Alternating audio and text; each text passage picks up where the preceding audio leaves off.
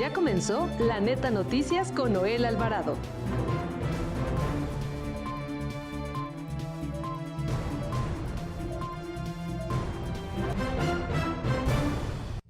Hoy se reanudó la discusión legal de la ley anti-inmigrante SBA de Texas, considerada como xenofobia por México.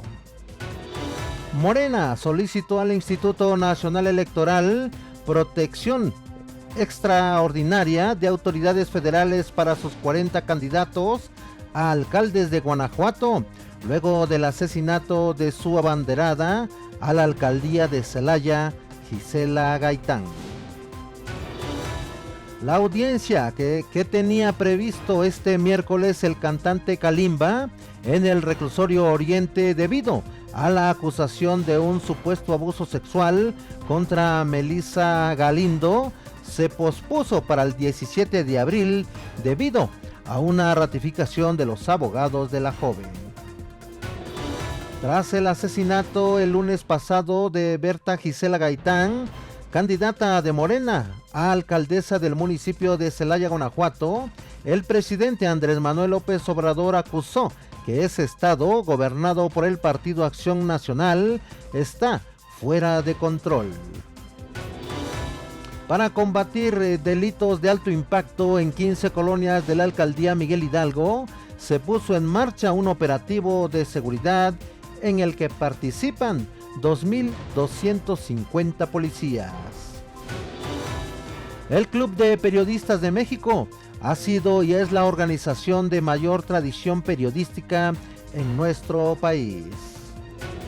Muy buenas tardes, bienvenido a La Neta Noticias por Acústica Radio de este 3 de abril del 2024. Y en los próximos 30 minutos les daré toda la información más importante de México y el mundo. Saludamos también a los amigos que nos ven y nos escuchan a través de nuestras plataformas digitales de Acústica Radio. Nuestro número telefónico, el 5590-3573-00. También le doy dos números de WhatsApp, el 5581-012861 y el 5561-988821. Recuerde que estamos en vivo en La Neta Noticias por el 1150 de AM por Acústica Radio, la nueva opción de la radio en México. Como todos los días, lo saluda su amigo Noel Alvarado. Y nos vamos a las noticias. Hoy se reanudó la discusión legal de la ley anti-inmigrante SB4 de Texas, considerada como xenofobia por México y que fue impugnada por el gobierno federal de Estados Unidos y organizaciones civiles norteamericanas. El embajador de México en Estados Unidos, Esteban Moctezuma, dijo que hay cerca de 10 millones de mexicanos que viven en Texas y que ya están siendo afectados por la ley SB4, a pesar de no estar aprobada. Esta ley permite a los policías locales detener y deportar sin orden judicial a cualquier persona sospechosa de ser extranjero sin documentos migratorios. Hace una semana, el Tribunal de Apelaciones del Quinto Circuito de Estados Unidos congeló temporalmente la ley SB4 hasta que se resuelva si viola o no la Constitución estadounidense, como argumentó en su momento el propio presidente norteamericano John Biden. En el primer bimestre de este 2024, la Comisión Mexicana de Ayuda a Refugiados, la Comar, otorgó la condición de refugiados a 3.959 personas en contexto de movilidad. Esta cifra es solo una quinta parte del total de solicitantes que recurrió a la Comar.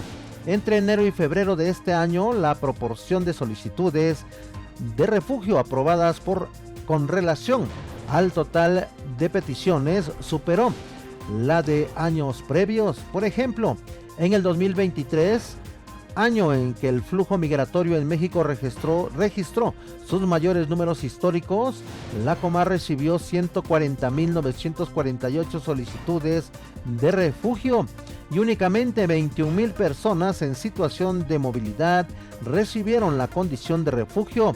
Esto es un aproximado de 14% respecto al total de solicitudes.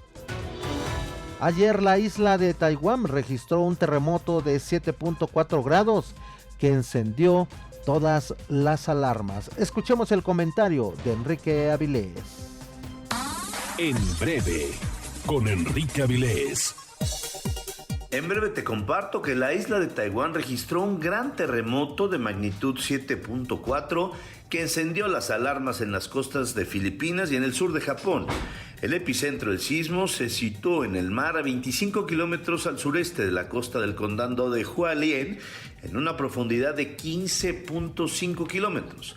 Al menos 9 personas murieron, 934 resultaron heridas y se estima hay 127 que permanecen atrapadas o varadas. 28 edificios se derrumbaron tras el fuerte terremoto. Se han presentado más de un centenar de réplicas en diferentes magnitudes, así lo informaron fuentes oficiales. Las imágenes sobre el impacto del sismo incendiaron las redes sociales. Hay videos que demuestran su fuerza e impacto. La recomendación es no bajes la guardia, cuídate y sígueme en redes sociales, @vilesenrique, y nos escuchamos en breve. También le informo que la audiencia que tenía previsto este miércoles el cantante Kalimba en el reclusorio Oriente debido a la acusación de un supuesto abuso sexual contra Melissa Galindo se pospuso para el 17 de abril debido a una ratificación de los abogados de la joven. El cantante pop llegó este miércoles para comparecer en dicha audiencia como parte de la siguiente etapa del procedimiento penal que empezó en el 2023. Luego de notificarles que se posponía la audiencia y al salir del reclusorio Oriente, Melissa comentó que se le sigue dando seguimiento al caso y dice: es importante que tengamos voz. Solamente se cambió la fecha de la audiencia, pero todo está bien, expresó Melissa. En tanto, el abogado de Kalimba, Eliezer García McDonnell, informó que este cambio de fecha tiene exclusivo motivo para generar las condiciones de protección y aclaró que el artista se presentará tan pronto sea requerido. El delito por el que se le acusa al exintegrante de OV7 no amerita prisión preventiva. Hoy no hay ninguna determinación. Él tiene libertad de tránsito. Él puede continuar con su vida normal y mientras se siga presentando ante las autoridades cuando es requerido, no debe cambiar su situación, dijo el abogado, que hoy ni siquiera se entró al estudio de la acusación, indicó el experto en leyes. Pero además, la defensa de Kalimba dijo que hasta el momento no se tiene la imputación directa por parte de la representación social. La Fiscalía General de Justicia del Estado de México apeló la medida cautelar otorgada al expresidente municipal de Toluca, Estado de México, Raimundo Martínez, a fin de que continúe su proceso penal en el penal de Santiaguito, localizado en Almoloya de Juárez. Pero vamos con el compañero Alejandro César Vázquez con los detalles de la información. ¿Qué tal, auditorio de La Neta Noticias? Maestro Noel, te saluda a ti, a todo el auditorio del país. Y la Fiscalía General de Justicia del Estado de México, que encabeza José Luis Cervantes Martínez, apeló la medida cautelar otorgada al exalcalde Raimundo M., expresidente municipal de Toluca, a fin de que siga el proceso judicial en el penal de Santiaguito, en Almoloya de Juárez. Ahora será el juez dependiente del Poder Judicial quien determine la resolución a dicha apelación y pueda tardar semanas o meses dependiendo de la voluntad e interés del Poder Judicial que encabeza el magistrado Ricardo Sodi Cuellar. Y hay que recordar que el Poder Judicial, para resolver que la Fiscalía Mexiquense también ya prepara para apelar otras resoluciones que pueden emitirse en favor de otros detenidos relacionados con el exalcalde de Toluca. Raimundo N., hay que recordar, estuvo en calidad de prófugo de la justicia por más de 55 días y tuvo que ser detenido en la Ciudad de México, apoyado por autoridades federales, policíacas de la Ciudad de México, y así es como se le detiene.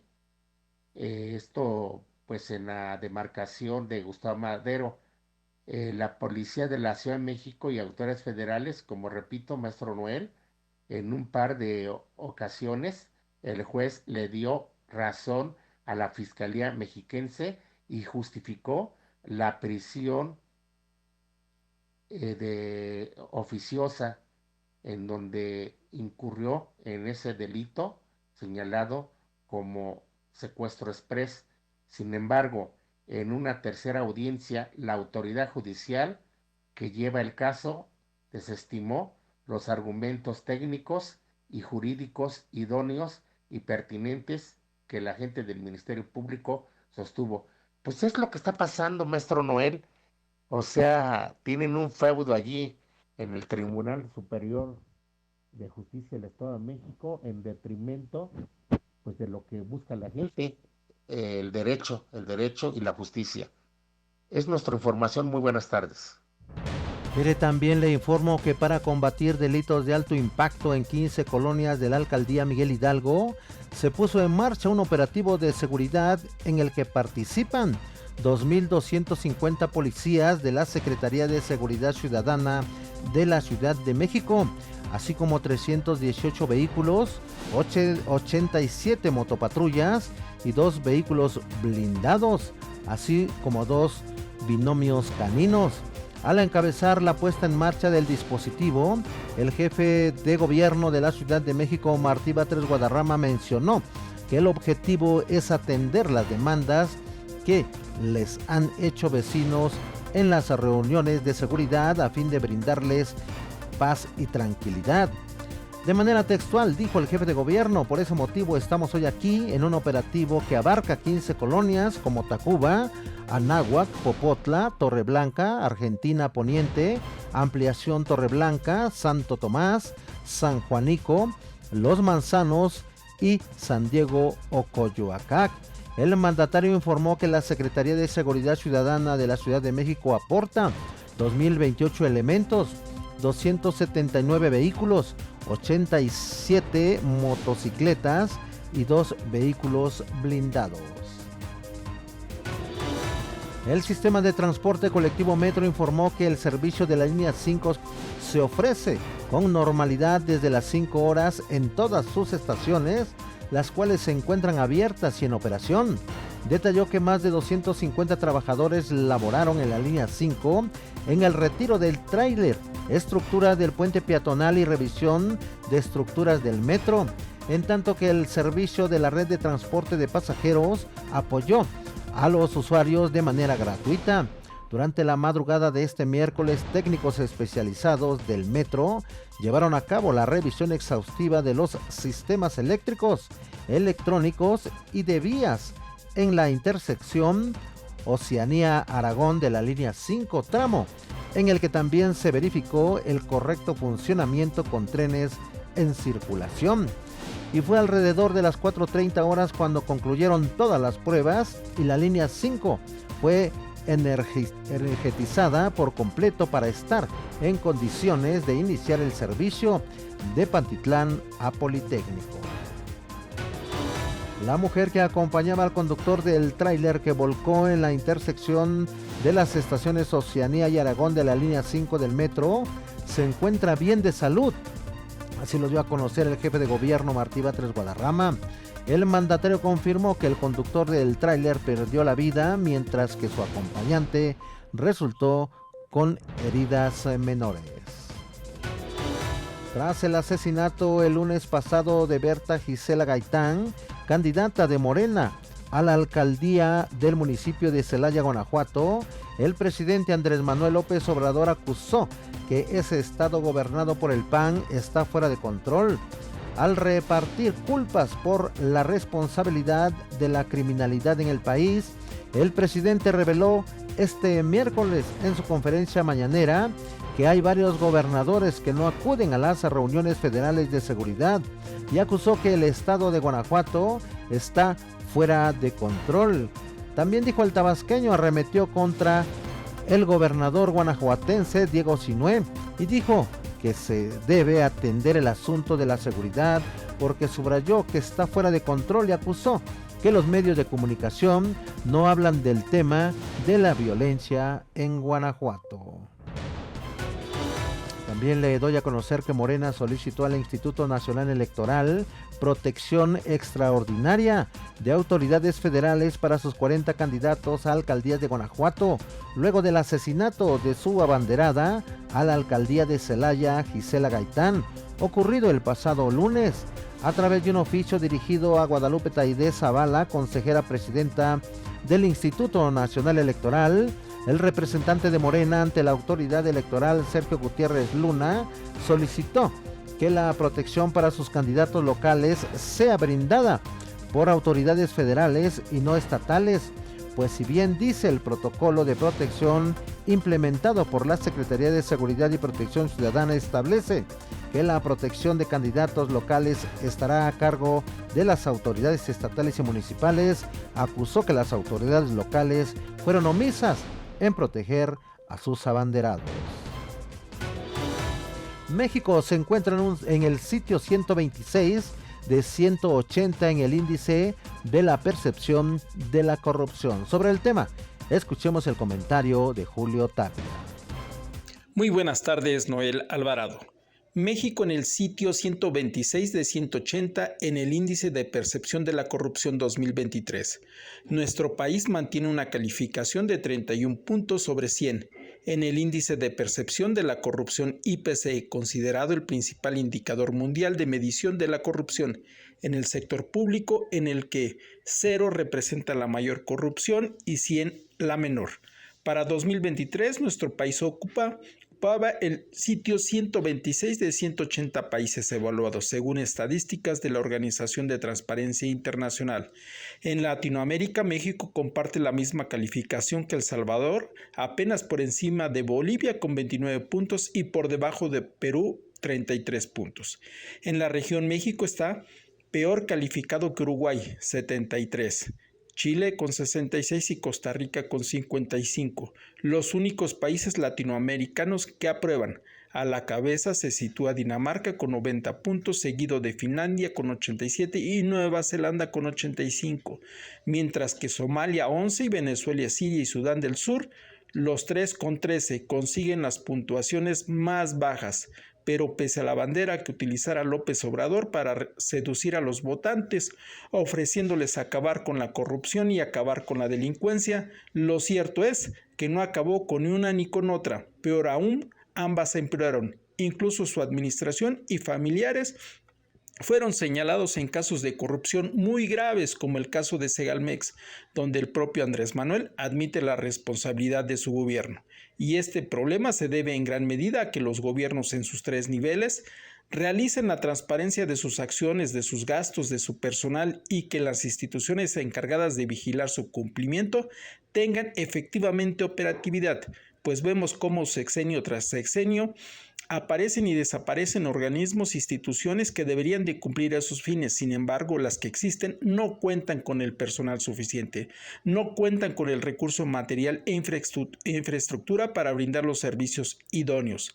Ello a razón de que Claudia Sheinbaum, candidata presidencial de la coalición Sigamos Haciendo Historia, planteara, en caso de ganar los comicios el 2 de junio, crear la Agencia Nacional Anticorrupción, adscrita directamente a la oficina del Ejecutivo y con facultades para investigar, perseguir y sancionar a funcionarios públicos contratistas del gobierno envueltos en casos de corrupción. La Agencia Anticorrupción tendrá facultades de investigación basada en inteligencia financiera y será la instancia competente para resolver competencias sobre contratos ilegalmente adjudicados. Se pretende que la nueva agencia asumirá los recursos con que cuenta actualmente la Secretaría de la Función Pública en lo concerniente a la investigación de responsabilidades administrativas de los servidores públicos. La propuesta no especifica qué destino tendrá la actual Fiscalía Especializada en materia de combate a la corrupción dependiente de la Fiscalía General de la República. Lo cierto es que cuando los candidatos llegan al poder no quieren transparentar sus recursos. Soy Julio Tapia y me puede seguir en Despacho Jurídico Tapia y Asociados. Mire, también le doy a conocer que el Club de Periodistas de México ha sido y es la organización de mayor tradición periodística en nuestro país. Desde su génesis en la década de los 50, tiene como principios el defender la libertad de expresión, el derecho a informar y actuar con verdad, ello en beneficio también de los ciudadanos y las nuevas audiencias. En su razón de ser, también ha promovido en foros legislativos leyes constitucionales que protejan a los periodistas y resguarden su vida cuando estos se encuentren en riesgo o amenaza por el simple hecho de ejercer su profesión. El Club de Periodistas de México AC es una noble institución independiente que no recibe financiamiento alguno del gobierno o gobiernos extranjeros, como tampoco de algún partido político o institución privada. Su actuar es libre y autónomo. Se rige bajo las normas de las asociaciones civiles y fundaciones para autogenerar su sustento y fomentar las actividades académicas, cursos de capacitación, conferencias o simposios. Por ende, reiteramos que no se recibe financiamiento extranjero ni nacional para el desempeño de sus actividades, dice el Club de Periodistas de México. El ya legendario Premio Nacional e Internacional de Periodismo que anualmente organiza se ha posicionado como el genuino baluarte del reconocimiento entre pares, más allá de nuestras fronteras.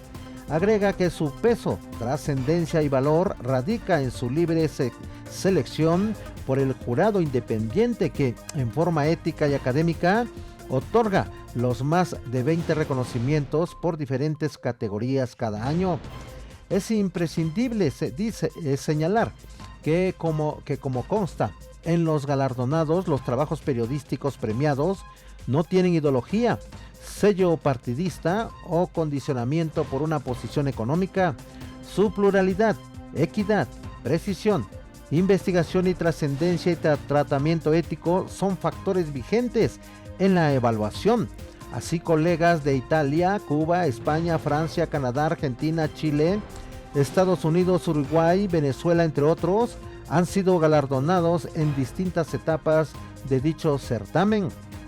Ante el avance tecnológico, el perfeccionamiento del ejercicio periodístico en todas sus dimensiones y la transformación de las sociedades, hoy se requiere Club de Periodistas de México de un periodismo altamente capacitado, con formación sólida, académicamente con una visión global, para poder decodificar los mensajes y traducirlos en lenguaje sencillo. De ahí que apostemos, dice, por la capacitación permanente, así como el establecimiento de colaboraciones con instituciones y medios de otros países en forma plural y diversa para interactuar e intercambiar experiencias lejos de una mirada aldeana. El altruismo en el Club de Periodistas de México también se ve reflejado al concebir y mantener desde años la posada del periodista en sus instalaciones, en donde se atiende al 100% con servicio médico, de alimentos y hospedaje a periodistas, hombres y mujeres que por alguna razón ya no cuentan con familia o no tienen la posibilidad de mantenerse. Además, contar con espacios para comunicadores perseguidos y desplazados de provincia. Sobra decir, dice, que nuestra institución informa puntualmente de sus actividades a través de sus propios medios totalmente independientes, la revista quincenal Voces del Periodista, un programa radial de igual nombre y una página web de actualización noticiosa, Voces del Periodista Diario. El Club de Periodistas de México está por la verdad, por la defensa de la libertad de expresión y los derechos de los periodistas. Hoy que México está en transición, renovamos nuestra convicción a construir una casa plural, en equidad y libertad, señala el Club de Periodistas de México. Se estima que la basura electoral generada en este proceso electoral podría alcanzar hasta las 25,000 toneladas tan solo en la Ciudad de México, de acuerdo con datos de la Fundación por el Rescate y Recuperación del Paisaje Urbano. Diputados del Estado de México exigieron al gobierno de Delfina Gómez Álvarez activar el Fondo de Desastres Naturales ante los desastres causados por los incendios. Vamos con Andrea Alvarado con la información completa. Buenas tardes, Noel. Te saludo a ti y a los radioescuchas de La Neta Noticias por acá Radio. Informar que diputados del Estado de México exigieron al gobierno de Delfina Gómez Álvarez activar el Fondo de Desastres Naturales ante los desastres causados por incendios forestales. En declaraciones por separado, luego de la sesión legislativa en la que el presidente de la Junta de Coordinación Política, Elías Rescala Jiménez, exigió mano dura contra quienes provoquen deliberadamente el fuego, los diputados demandaron acciones más rigurosas para enfrentar la devastación de zonas boscosas. Los legisladores manifestaron que para este año el Fondo de Desastres Naturales contempla un presupuesto de más de 100 millones de pesos, por lo que urgieron a utilizar los recursos ante los daños al medio ambiente y a los ecosistemas. De acuerdo con legisladores priistas, la activación de dicho fondo permitirá ingresar vehículos especializados en este tipo de siniestros, además de herramientas acordes al combate de las llamas, equipos de protección para las personas que participan contra el fuego, así como capacitación de brigadistas y voluntarios. De manera paralela a esta exigencia, la Protectora de Bosques del Estado de México por fin